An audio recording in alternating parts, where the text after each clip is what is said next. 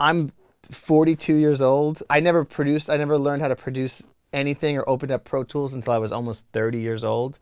I started as a songwriter, and I feel like I learned how to produce music out of necessity because I was working with other producers on music. There's so much value in understanding how to use like a DAW, because you then can help the producer or the mixer or whoever you're working with in music. Because I've worked with so many artists where you're working on a song and like, oh, it doesn't sound right. It doesn't. No, I really don't like the way this feels.